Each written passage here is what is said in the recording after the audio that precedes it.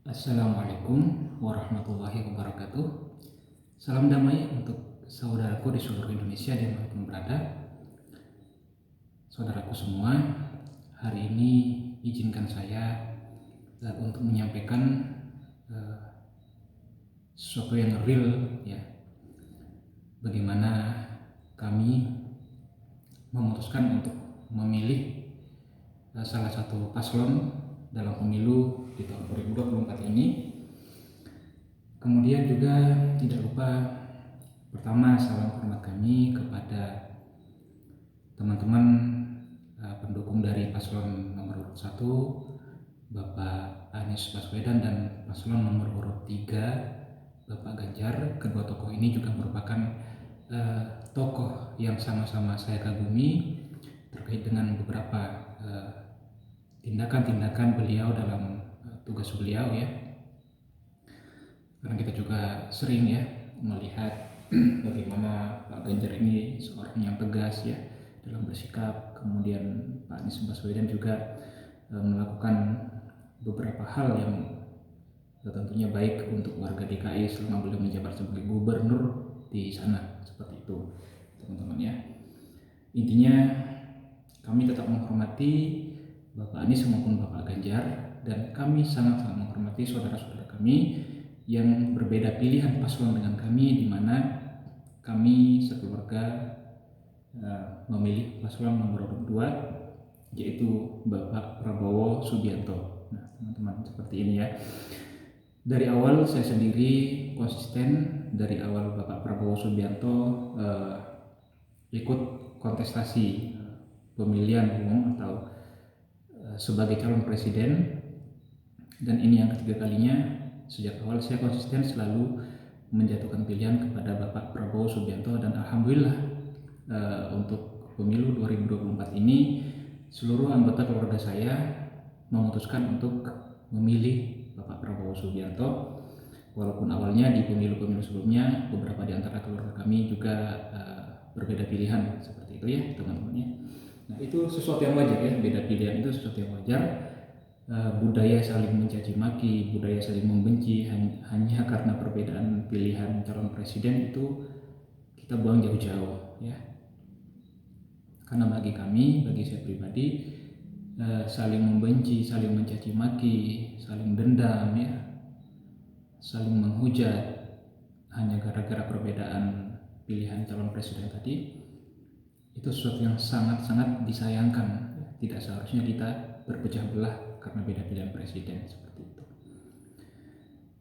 Jadi teman-teman, kami mendasarkan, ya, pada apa yang kami pelajari tentang Pak Prabowo Subianto dari awal, bagaimana perjuangan beliau untuk negara, semuanya itu kita pelajari semasa beliau menjadi prajurit TNI Kopassus yang diterjunkan ke medan tempur, hingga beliau kemudian, ya, diberhentikan dari dunia militer, dan itu pun sampai saat ini tidak ada bukti yang betul-betul valid bahwa beliau memang bersalah, ya. Dan ada banyak kemungkinan di situ, yang mana kita sendiri sama-sama tidak tahu persisnya seperti apa, ya. Kita berbaik sangka saja bahwa memang Pak Prabowo itu sebenarnya tidak bersalah, ya. Prinsip kami seperti itu. Apalagi dari komentar beberapa tokoh yang lain, bahkan tokoh HAM juga ada berkomentar di situ, termasuk Pak Munir, ya, almarhum Pak Munir juga berkomentar tentang Pak Prabowo, bahwa memang Pak Prabowo ini tidak pernah terbukti bersalah secara sah dalam kasus yang dituduhkan pada beliau itu, yang menjadi alasan pemberhentian beliau dari dunia militer, ya kan. Nah, kami juga mempelajari beberapa hal-hal lain yang dilakukan Pak Prabowo sebagai individu, sebagai bakti beliau kepada masyarakat selama ini, ya. Misalnya beliau membuka pelatihan-pelatihan untuk pertanian, beliau istilahnya mempersilahkan masyarakat untuk mengelola lahan beliau dan masyarakat yang menikmati hasilnya, ya.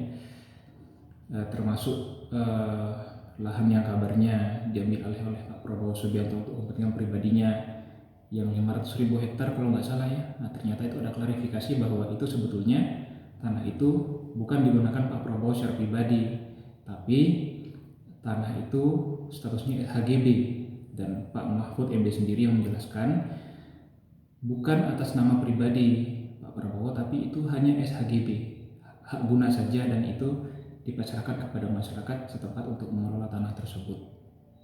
Nah, itu sudah terjawab ya masalah tuduhan itu dan beberapa tuduhan yang lain kepada Pak Prabowo yang menurut kami itu tidak berdasar ya. Jadi intinya bagi kami Pak Prabowo ini adalah seorang tokoh yang paling memiliki kapasitas untuk saat ini untuk melanjutkan tongkat estafet kepemimpinan di negara Republik Indonesia yang kita cintai ini. Ya. Kami memilih Bapak Prabowo Subianto bukan karena didasari rasa benci kepada paslon-paslon yang lain, tidak, sama sekali tidak ada rasa benci, sama sekali kami tidak pernah mencaci maki paslon-paslon yang lain, menghujat paslon-paslon yang lain, karena bagi kami menghujat mencaci maki itu sesuatu yang sangat tidak manusiawi dan tidak perlu kita lakukan. Buat apa kita lakukan seperti itu kan? Karena ketika kita mencaci maki, kita menghujat, justru kita sedang mempertontonkan keburukan diri kita sendiri kepada orang banyak, seperti itu kan. Dan dengan mencaci maki tersebut mungkin kita merasa puas secara individu, secara pribadi, tapi kemudian orang akan menilai kita bahwa kita ini orang yang sangat buruk perilakunya, sangat buruk akhlaknya gitu kan. Dengan mencaci maki mungkin orang mengira akan bisa menjatuhkan lawan, tapi dampak yang sebaliknya justru yang akan terjadi. Ketika kita mencaci maki, justru kita dan orang yang kita dukung, ya, yang kita bangga-banggakan itu, justru itu yang akan jatuh dengan sendirinya. Sedangkan orang yang kita caci maki, yang caci maki ini menerima dengan sabar, dengan ikhlas, nah justru itu akan menimbulkan rasa simpati yang besar dari masyarakat, sehingga masyarakat justru akan berbalik berbondong-bondong untuk mendukung pihak yang dicaci maki tadi ini, pihak yang selalu dihujat tadi ini, pihak yang dihina-hina ini, gitu kan.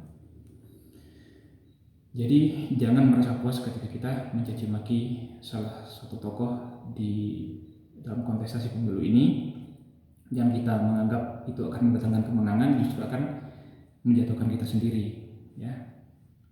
Nah, hukum alamnya seperti itu. Kalau kita mencaci maki, justru kita yang akan jatuh. Orang yang dicaci maki justru akan mendapat kemenangan. Nah, seperti itu. Karena perasaan hati seseorang itu tidak bisa dibohongi, ya. Tidak bisa dibohongi ketika melihat perilaku ya, yang jahat, mencaci maki, menghujat, menghina dan lain-lain. Orang akan cenderung untuk menolak yang ini, yang mencaci maki dan menghujat ini, ya. Dan justru akan menerima yang pasrah dan ikhlas tadi dicaci maki. Justru akan berpihak ke situ. Suara hati itu nggak bisa dibohongi, ya. Kalaupun ada yang berusaha mengingkari suara hati seperti itu, ya saya tidak tahu ya. Mungkin karena ego dan lain-lain, akhirnya tetap ya berada pada pihak yang melakukan caci maki dan hujatan-hujatan tadi, seperti itu. Itu ya teman-teman ya. Dan di TPS di daerah kita, rata-rata di setiap TPS di kabupaten kita ini memang real ya, hitungannya itu yang unggul memang paslon 02. Tidak ada kecurangan di situ, itu real hitungan di TPS. Dari hari pertama tanggal 14 sampai tanggal 15 real yang selalu suaranya unggul di situ hampir di semua TPS, ya. Bisa dibilang 99% yang unggul di situ adalah Prabowo Subianto dan Gibran. Dan saya rasa dan saya yakin juga di daerah yang lain juga sama seperti itu. Memang real suara hati rakyat memilih paslon 02, ya. Kalaupun kemudian ada pada saat tidak terima dari pihak kontestan yang lain dan simpatisannya, ya itu sih manusiawi, asal yang berlebihan juga responnya ya. Kita kecewa karena paslon yang kita pilih ternyata belum mencapai suara yang kita harapkan, itu sesuatu yang manusiawi sih gitu ya. Tapi jika memang nanti memang betul-betul yang terpilih ini paslon 02 ya, yang mau tidak mau ya harus legowo kan, seperti itu. Harus legowo teman-teman ya. di saat sudah ditelusuri ternyata memang tidak ada kecurangan di situ dan memang ini real suara rakyat yang memilih paslon 02, ya mau bagaimana lagi? Ini negara demokrasi, ingat teman-teman, ini negara demokrasi, ya kan? Kalau kita menolak semua itu, ya apa bedanya dengan sikap ketidakdewasaan? Berarti kita belum siap untuk berdemokrasi gitu kan. Ketika kita kalah, kita tidak terima, kita mencari-cari kesalahan orang, kita menuding curang dan lain-lain. Saya bilang di awal tadi, dari awal saya konsisten memilih Bapak Prabowo Subianto. Ya, partai apapun yang berkoalisi dengan beliau, siapapun wakil beliau, yang saya lihat itu pribadi Prabowo Subiantonya. Ya.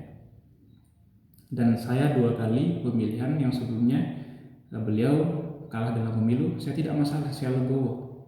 Intinya bagi saya memilih paslon sesuai dengan hati nurani saya tanpa paksaan dari siapapun. Ya, baik itu paksaan dalam arti kita dipaksa untuk memilih paslon tertentu atau paksaan berupa uang, money politik, tidak ada yang saya terima hal seperti itu. Jadi murni betul-betul dari hati saya sendiri, dari hati kami sendiri, keluarga besar kami memilih paslon 02 karena bagi kami beliaulah yang saat ini memiliki kapasitas untuk memimpin negara ini dari segala segi, ya.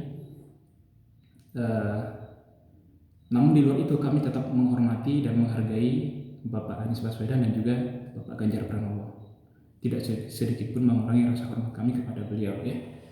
Nah, seperti itu, karena beliau tetap sama-sama tokoh-tokoh hebat di negara kita ini yang tidak sepatutnya beliau itu kita hujat, gitu kan.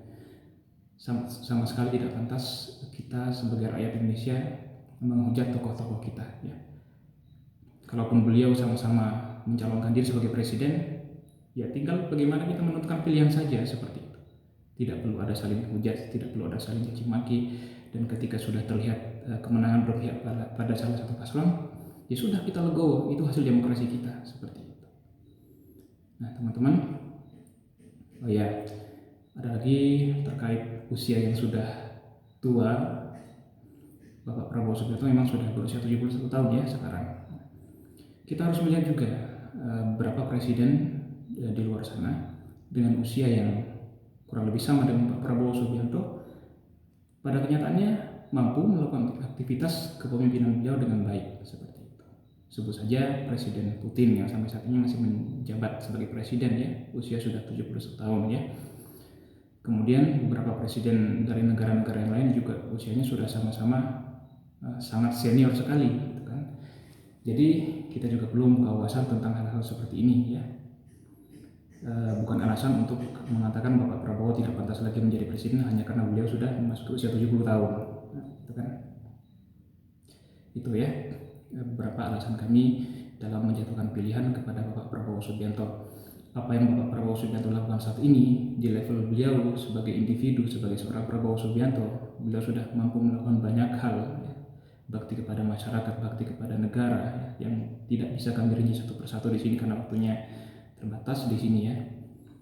Bisa teman-teman cek sendiri apa saja kegiatan-kegiatan dan program-program Pak Prabowo untuk masyarakat, ya, yang beliau danai sendiri secara pribadi. Nah, itu adalah sebuah prototipe bagi kami, yang mana di level individu saja beliau sudah mampu berbuat sebaik itu untuk masyarakat, untuk bangsa, apalagi ketika beliau nanti menjadi pemimpin di negara ini, ya.